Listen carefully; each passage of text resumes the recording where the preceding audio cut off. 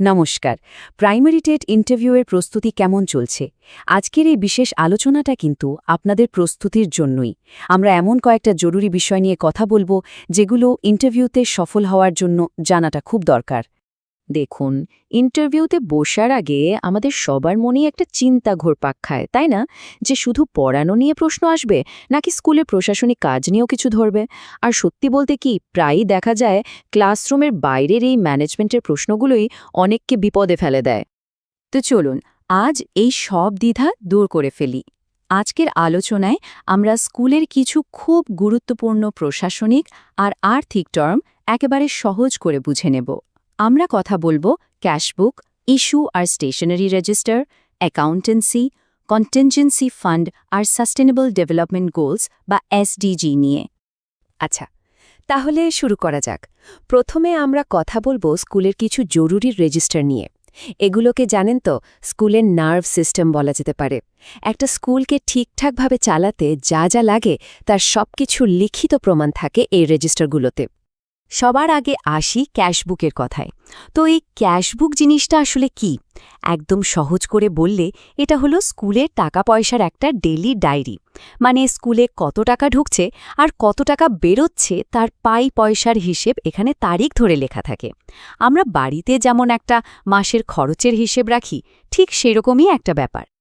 এই যে স্ক্রিনে দেখছেন, এটা একটা ক্যাশবুকের খুব সাধারণ একটা চেহারা। দেখুন তো, এখানে কয়েকটা মূল কলম আছে।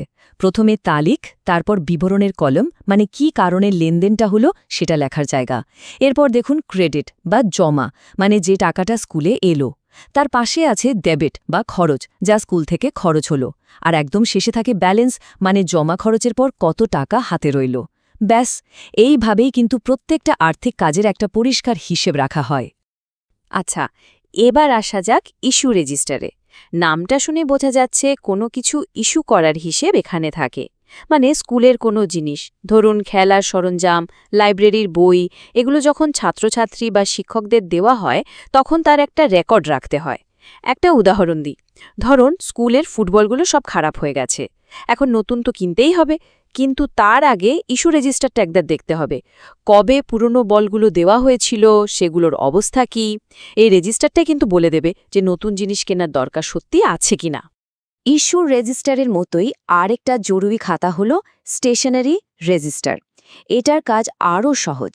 স্কুলে যে চক, ডাস্টার, পেন, কাগজ এসব লাগে, সেই সব জিনিস কতটা স্টকে আছে আর কতটা ব্যবহার হচ্ছে তার হিসেব রাখা হয় এখানে।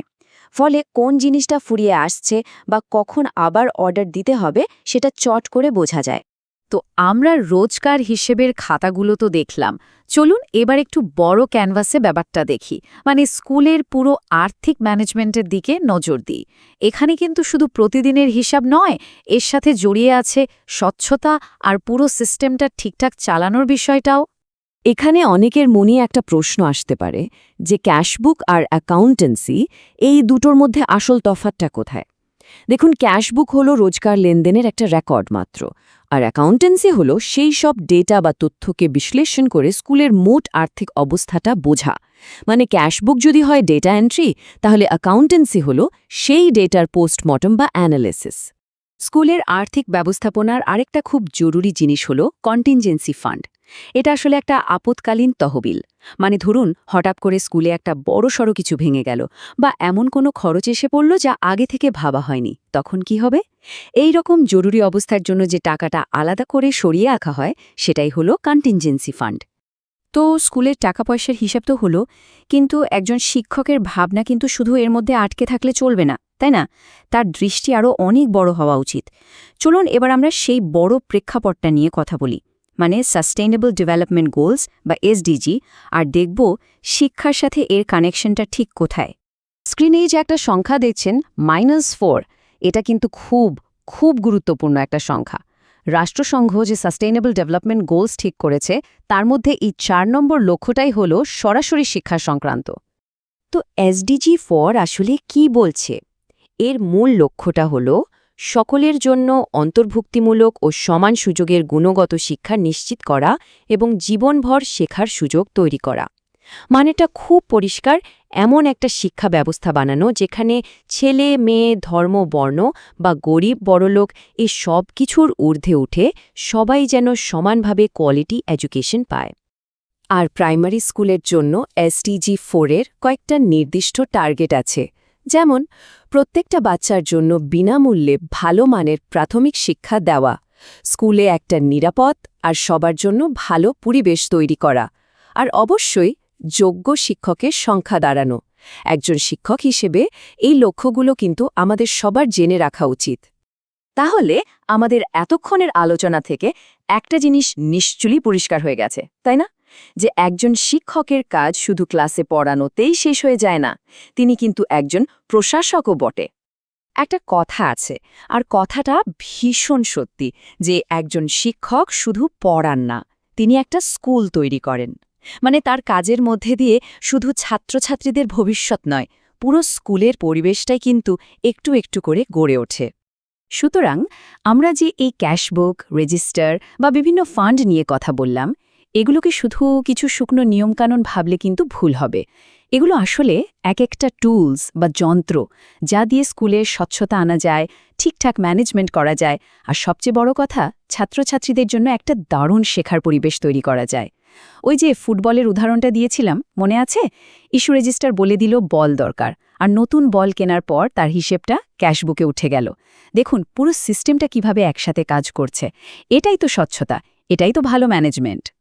তাহলে চলুন আজকের আলোচনার মূল পয়েন্টগুলো এক ঝলকে দেখে নিই। একজন শিক্ষক হিসেবে আপনার ভূমিকাটা কি? ১. ক্যাশবুকের মাধ্যমে স্কুলের আর্থিক স্বচ্ছতা বজায় রাখা। ২. রেজিস্টারের মাধ্যমে স্কুলের জিনিসপত্রের ঠিকঠাক হিসেব রাখা। ৩. কন্টিনজেন্সি ফান্ডের মাধ্যমে ইমার্জেন্সির জন্য তৈরি থাকা। আর ৪. SDG 4 এর লক্ষ্য পূরণের জন্য কাজ করে কোয়ালিটি এডুকেশনের প্রতি নিজের কমিটমেন্ট দেখানো। আর হ্যাঁ, এই পুরো আলোচনাটা তৈরি করতে আমরা যাদের শিক্ষামূলক কাজ থেকে ভীষণভাবে অনুপ্রাণিত হয়েছি, সেই সেবার্থী এডুকেশন এবং শুভদীপ সিং স্যারের প্রতি আমাদের তরফ থেকে রইল বিশেষ কৃতজ্ঞতা। যাওয়ার আগে আপনাদের জন্য একটা প্রশ্ন রেখে গেলাম।